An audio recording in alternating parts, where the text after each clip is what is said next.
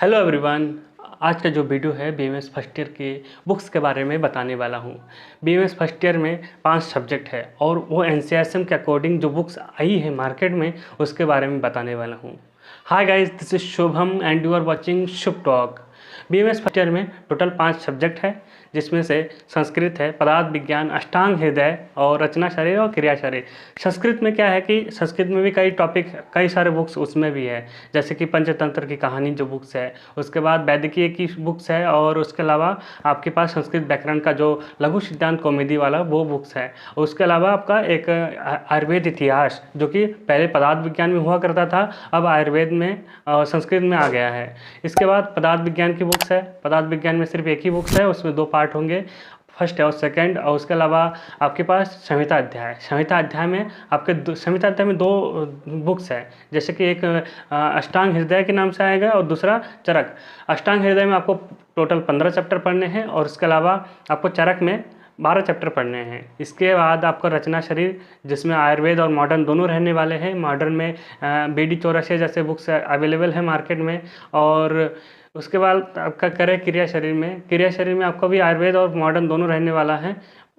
Physiology, modern में physiology होगा और आयुर्वेद में क्रिया शरीर के नाम से जाना जाता है। तो ये सारे बुक्स जो आपके फर्स्ट ईयर में पढ़ने हैं, लेकिन इसमें बेस्ट राइटर की बुक्स कौन सी रहने वाली है तो उसके बारे में बताने वाला हूँ। तो यहाँ पे आप जान लीजिए, संस्कृत में 5 सब्जेक्ट है, 5 संस्कृत में भी कई सारे टॉपिक है।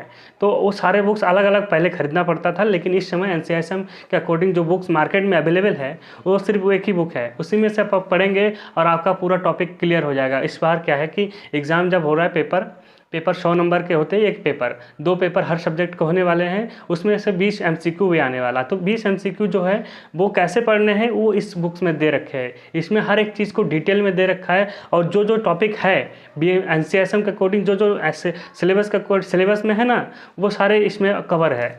तो आप ये संस्कृत के लिए आप बुक देख सकते हैं। इसमें आयुर्वेद संस्कृत सुधा के नाम से आता है बुक्स। संस्कृत में जो एनसीईआरटी के अकॉर्डिंग जो बुक आपको खरीदनी है वो है आयुर्वेद संस्कृत सुधा, जो मार्केट में अवेलेबल है। आप कहीं अमेज़ॉन से या फ्लिपकार्ट से कहीं से भी आप परचेज कर सकते हैं, या मार्केट और ऑफलाइन पे भी जाके आपको खरीद सकते हैं।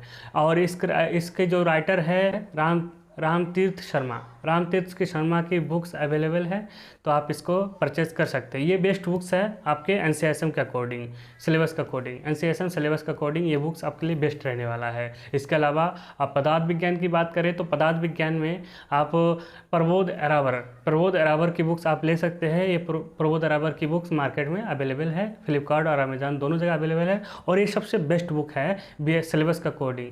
और ये नया एडिशन बिल्कुल नहीं है, बट एनसीईआरटी के अकॉर्डिंग डिक्टो है और आपको कोई प्रॉब्लम नहीं आने वाली। इसको अच्छे से समझा जा सकता है, क्योंकि ये इसमें सचित्र वर्णन किया हुआ है, डायग्रामेटिक वे में आपको समझाया गया है कि कैसे, मतलब कौन से टॉपिक में क्या चीज़ बताया जा रहा है उसमें।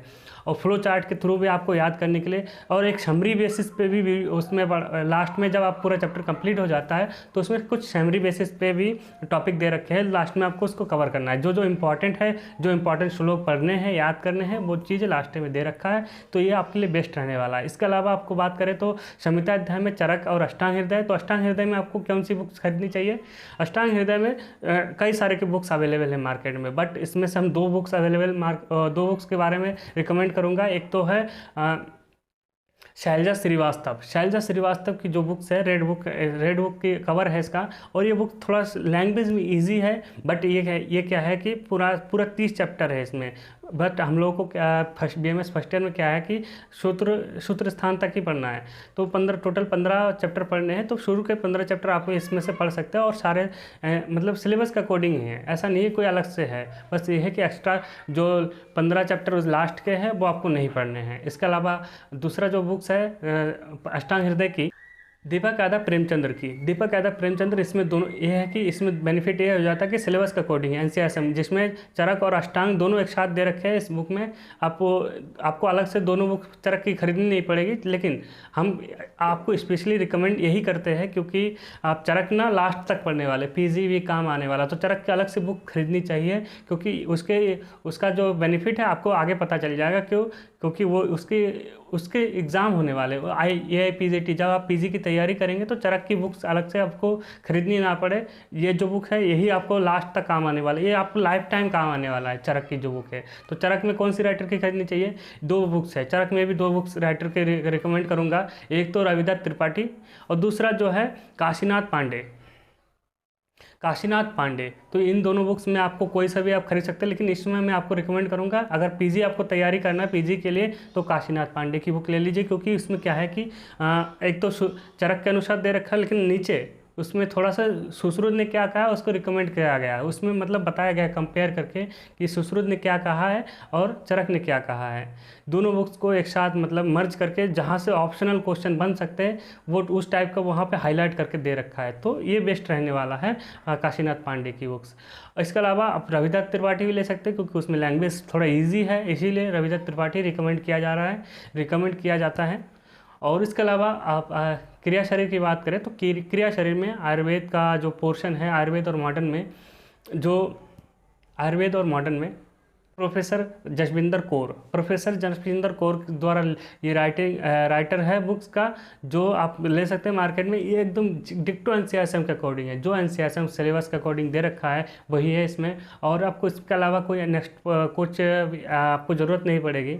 इसके अलावा कुछ और भी बुक्स मैं रिकमेंड कर सकता हूँ, जैसे कि आप सिर्फ आयुर्वेद पोर्शन की बात करें तो महेंद्र सिंह मीणा नाम से बुक्स आती है जो आप ले सकते हैं। इसके अलावा फिजियोलॉजी का अलग से लेना चाहते हैं तो शेमुलिंगम की बुक्स आती है, जो कि बीएमएस के अलावा एमबीबीएस में भी चलता है, लेकिन आपको सिलेबस के अकॉर्डिंग अगर पढ़ना है तो ये जो बुक्स है शेमुलिंगम ये बहुत ज़्यादा है, इसमें से आपको छाट के निकालना पड़ेगा टॉपिक में से क्या सिलेबस में दे रखा है। हालाँकि सब कुछ मिल जाएगा, बट इसमें एक्स्ट्रा चीज़ें जो दे रखी है वो आपको उसमें से कि आपको जो टॉपिक में दे रखा है उसमें से निकालना पड़ेगा और उसको हाईलाइट करके फिर पढ़ना पड़ेगा, लेकिन एग्जाम टाइम आपको ये बेनिफिट नहीं करने वाला है, ये आप जान लीजिए, क्योंकि आपका खुद का नोट्स इसके लिए आपको, अगर आपने शेमुलिंगम की बुक खरीदी तो आपको खुद का नोट्स बनाना पड़ेगा, और बनाना भी चाहिए, नोट्स खुद का बनाना चाहिए। बट क्या है कि एग्ज़ाम टाइम फिर भी आपका सिलेबस के अकॉर्डिंग जो बुक होगा तो उसमें ईजी रहता है पढ़ने में। और इसके अलावा रचना शरीर का जो बुक्स है, रचना शरीर में कई सारे बुक्स आते हैं।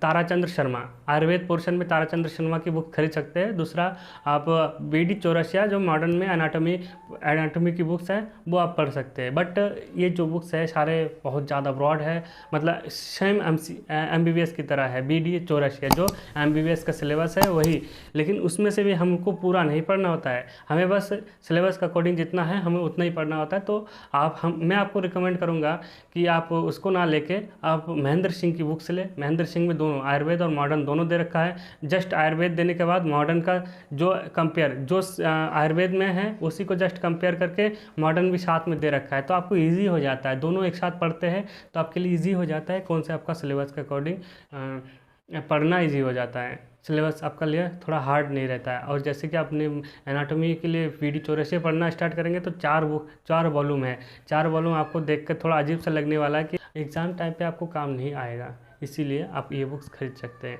लेकिन सबसे पहले इन सारी बुक्स को लेने से पहले आप एक बार आप कंफर्म कर ले अपने कॉलेज में कि आपके क्लास टीचर या आपका क्लास में कोई जो टीचर है जो आपके जो सब्जेक्ट पढ़ाने वाले हैं तो वो टीचर आपको कौन सी बुक्स खरीदने को बोलता है, आप वही बुक्स खरीदेंगे। क्योंकि अगर आपने ख़रीद लिया, हम लोगों ने एक गलती कर दिया था फर्स्ट टाइम पे जब हम लोग आए थे, तो कई सारे बुक्स हम लोगों को अलग अलग डिफरेंट सोर्स के बता रहे थे, लास्ट टाइम पे वो बुक्स चला ही नहीं, क्योंकि जो टीचर जो लोग बोलते हैं कि हमें यही बुक्स हम पढ़ाएंगे, इसके अलावा कोई दूसरा बुक नहीं चलने वाला है, तो बाद में फिर से हम लोग को दोबारा बुक्स खरीदना पड़ा, तो एक्स्ट्रा खर्चा हो गया था।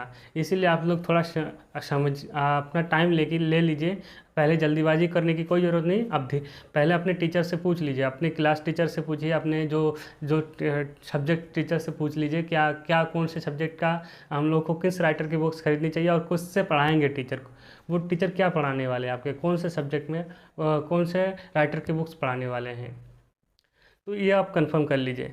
अगर आप ये कंफर्म हो गया तो आप ख़रीद लीजिए। और जितने भी बुक्स मैंने रिकमेंड किया है इस वीडियो में सारे का PDF टेलीग्राम में मिल जाएगा, आप टेलीग्राम ज्वाइन कर लीजिए। टेलीग्राम का लिंक डिस्क्रिप्शन में है, टेलीग्राम का लिंक डिस्क्रिप्शन में, आप वहाँ जाके आप डाउनलोड कर सकते हैं और अपना चेक कर सकते हैं कैसा बुक्स है और आपको किस टाइप से मेहनत करनी है और किस आपको आपको किस तरह से मेहनत करना है तो आप देख सकते हैं इस बुक को। तो चैनल ज्वाइन हो जाइए और इस चैनल को भी सब्सक्राइब करिए। इस तरह का आपको पूरे नोटिस, आपको इस तरह का इन्फॉर्मेटिव वीडियो आपको मिलता रहेगा लगातार। और हमारे यहाँ पे हमने अब संस्कृत को शुरू किया, इसके बाद हम फिजियोलॉजी और अनाटॉमी को भी क्लास लेक्चर शुरू करने वाले हैं। आपके बीएमएस का कोडिंग, एनसीआईएसएम का कोडिंग स्टार्ट करने वाले, तो हमारे चैनल के साथ जुड़ जाइए। ओके गाइज, मिलते हैं अगली वीडियो में। Thank you.